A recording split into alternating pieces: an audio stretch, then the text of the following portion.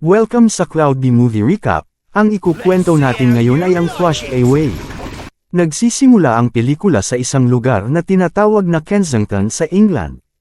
Isang taxi ang huminto sa harap ng isang bahay at ang mga nakatira roon ay nagmamadaling mag-empake dahil aalis sila para magbakasyon. Bago umalis, isang batang babae na nagngangalang Tabitha ang dumalaw sa kanyang alagang daga na si Roddy at nilagyan ng kanyang plato ng pagkain. Natuwa si Roddy at nagsimulang maglaro gamit ang kanyang mga laruan, pati na ang pagmamaneho ng isang maliit na laruan kotse habang tinatapos ang mga gawain sa kanyang listahan. Pagkaraan, naupo siya upang manood ng pelikula kasama ang isang manika ngunit biglang may narinig siyang kakaibang ingay. Nang kanyang imbestigahan ito, isang daga mula sa imburnal na nagngangalang Sid ang biglang lumabas mula sa lababo ng kusina at napunta sa loob ng bahay. Nagpasya si Sid na manatili sa bahay at naisip ni Roddy kung gaano kahirap ang magiging buhay niya kung makakasama niya ang ganoong klaseng daga. Upang malinlang si Sid, inalok niya itong pumunta sa jacuzzi. Ngunit sa halip, dinala niya ito sa banyo at pinasok sa inidoro. Nahuli ni Sid ang kanyang plano at sa halip ay si Roddy ang naitulak pababa sa inidoro patungo sa imburnal. Nagpanik si Roddy nang makita niya ang ilang mga slug at agad siyang tumakbo palayo. Habang sinusubukan niyang makahanap ng daan palabas ng imburnal, may narinig siyang kakaibang tunog kaya sinundan niya ito. Lumabas siya mula sa isang lagusan at nahulog sa isang guhit ng tanawin ng London. Humingi siya ng paumanhin sa daga na gumawa ng guhit at doon niya napagtanto na nasa isang lungsod siya sa imburnal na tinatawag na Ratropolis, na ginawa upang magmukhang London. Habang naglalakad siya, nadala siya ng isang amusement ride at bumagsak sa isang daga na sinusubukang ilipat ang isang Royal Guard. May isang nagbabala sa kanya na may magbubukas ng mga floodgate na maaaring sumira sa Ratropolis. Naghahanap si Roddy ng paraan upang makabalik sa ibabaw at may isang nagbebenta ng pagkain na nagsabi sa kanya na pumunta sa kapitan ng bangka na tinatawag na Jamie Dodger. Dahil siya lamang ang makakatulong sa kanya, dinala siya ng nagbebenta ng pagkain sa bangka. Pagdating doon ay nahuli siya ng isang mekanikal na kamay ngunit nakilala niya si Rita, ang kapitan ng Jamie Dodger. Humingi siya ng tulong ngunit dumating ang ilang masasamang daga kaya nagtago sila. Ipinaliwanag ni Rita na hinahabol siya ng mga ito ngunit aksidenteng napindot ang busina ng bangka kaya nalaman ng mga kalaban kung nasaan sila. Nahuli sina Roddy at Rita at dinala sa kanilang pinuno na isang polka, na tinatawag na Toad. Ibinigay ng mga tauhan ang isang ruby sa kanya. Sinabi ni Roddy na galing siya sa ibabaw ng lupa at ipinakita ng Toad ang kanyang koleksyon ng mga bagay mula sa royal family.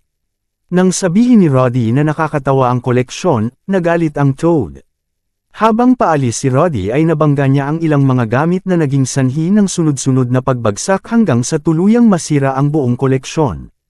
Dinala sila ng Toad sa isang freezer kung saan ginagamit niya ang liquid nitrogen upang e-freeze ang kanyang mga kaaway. Ikinulong sina Roddy at Rita sa loob ng isang tasa ngunit nakatakas sila gamit ang isang paperclip. Nang bumalik ang Toad ay nalaman niyang ang kanyang mga tauhan ang na-freeze sa halip na ang dalawa. Nakuha muli ni Roddy at Rita ang hiyas at tumakas sila. Gumamit si Rita ng master cable bilang zipline upang makalabas ng gusali habang nakakapit si Roddy sa kanya. Pagkatapos ay bumagsak sila sa isang tubo. Gumamit si Rita ng cable bilang sinturon upang tumalon pababa at ligtas na makalapag sa sahig. Sumunod si Roddy ngunit ilang beses siyang tumama sa pagitan ng kanyang mga hita bago tuluyang makalapag. Pagkatapos nito ay hinanap ni Roddy si Rita at napunta siya sa kanyang bangka. Doon niya natuklasan na ang hiyas na nakuha nila ay peke pala. Madali niya itong nabasag at sinabi kay Rita na ang tunay na ruby ay hindi dapat ganoon kadaling masira. Dahil dito ay nagalit si Rita at inatake siya, dahil iyon sana ang magbabago sa kanyang buhay. Sa huli ay humingi ng tawad si Roddy at nangakong bibigyan siya ng tunay na ruby kung tutulungan siyang makabalik sa kanyang bahay sa ibabaw ng lupa. Nagkasundo sila at nagkamay bilang tanda ng kanilang kasunduan. Samantala, ang mga tauhan ng Toad ay bumalik sa kanilang pinuno habang kausap niya ang kanyang mga anak na tadpole. Hinahanap niya ang master cable na kailangan niya bago magsimula ang final ng World Cup. Samantala, dumating sina Roddy at Rita sa bahay ni Rita kung saan nagkita sila ng kanyang mga kapatid at mga kamag-anak. Pinanood ni Roddy mula sa labas kung paano masayang nakikipag-bonding si Rita sa kanyang pamilya. Inimbitahan siya ng ina ni Rita na pumasok at sabay silang kumain ng hapunan. Sinabi ni Rita sa kanyang ama, na nabalian ng maraming buto habang hinahanap ang ruby, na si Roddy ay galing sa ibabaw ng lupa. Humingi ng pribadong usapan ang kanyang ama. Binalaan ng ama ni Rita ang kanyang anak tungkol sa panganib ng paglalakbay papunta sa ibabaw, ngunit sinabi ni Rita na babayaran sila ni Roddy para sa kanilang tulong. Kalaunan ay narinig ni Roddy ang plano ni Rita na iwan siya habang nasa kusina siya. Dahil dito ay nasaktan siya, kinuha niya ang Jammy Dodger at umalis sa bahay. Makalipas ang ilang sandali ay nasira ang bangka at nagalit si Roddy habang sinusubukan niya itong ayusin. Hindi nagtagal ay dumating si Rita sakay ng isang bangka at ipinaliwanag kay Roddy na ang kapatid niya ang may ideya na iwan siya at wala namang nakikinig sa kanyang mga kakaibang plano. Pinaupo niya si Roddy sa isang rubber duck at pinahawak sa lubod na nakakabit sa bangka habang ito ay gumagalaw. Kumanta si Roddy habang tumutugtog ng gitara at nakinig si Rita sa kanya. Pagkatapos ay ginamit ni Rita ang mekanikal na braso upang hilahin siya pabalik sa bangka. Inamin ni Roddy na hindi siya nakikinig ng palihim sa kanilang usapan kundi pinagmamasdan lamang niya kung gaano kaswerte si Rita na may isang pamilya na nagmamahalan. Pinatawad ni Rita si Roddy sa pagnanakaw ng kanyang bangka at inutusan siyang alisin ang mga barnacle na nakakabit dito.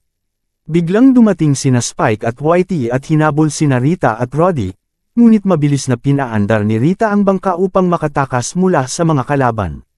Na-trap ni Rita ang isa sa mga goons gamit ang isang malamig na latigo, ngunit patuloy pa ring humabol ang iba. Inutusan ni Roddy si Rita na pumasok sa isang lagusan, at kumuha siya ng isang malaking lobo upang harangan ang daan sa likod nila.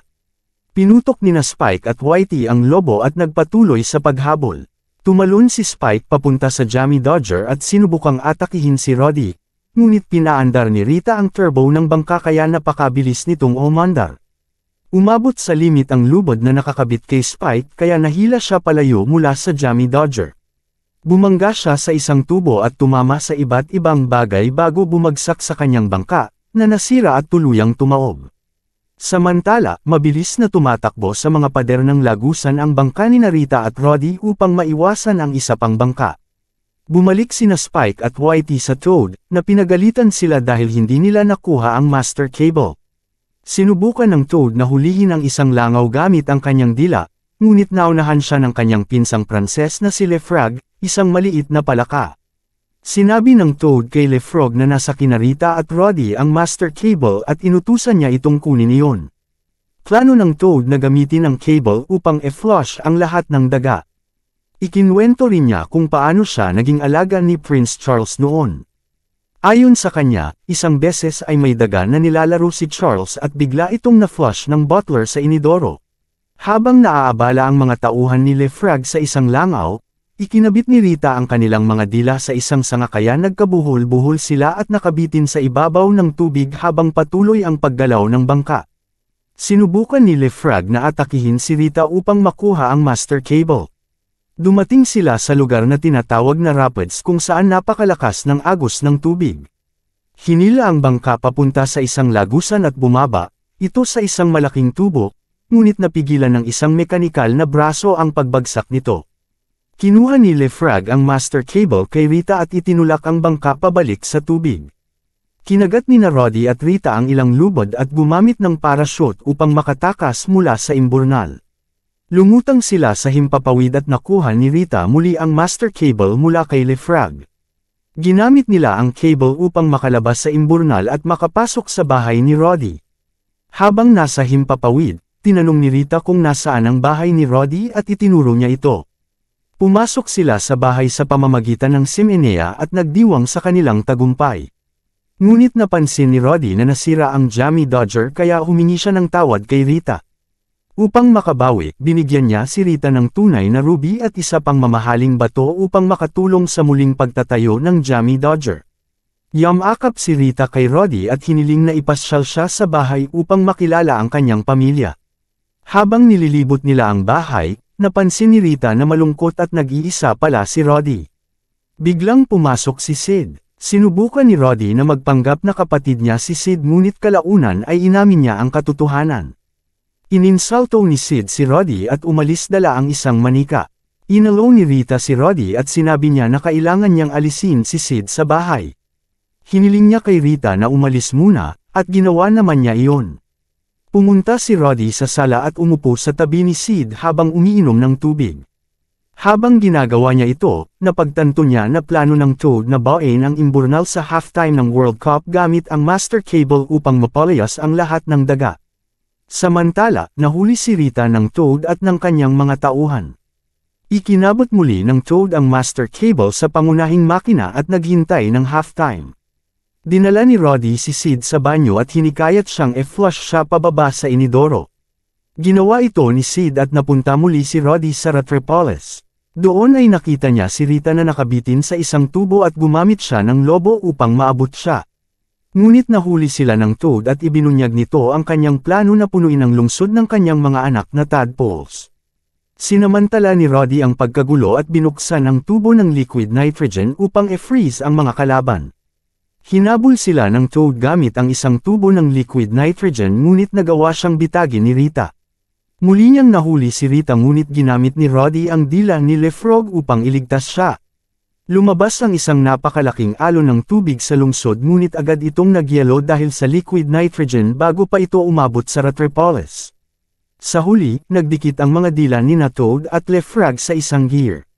Tinanong ni Roddy si Rita kung gusto niyang maging miyembro siya ng crew sa bagong Jammy Dodger.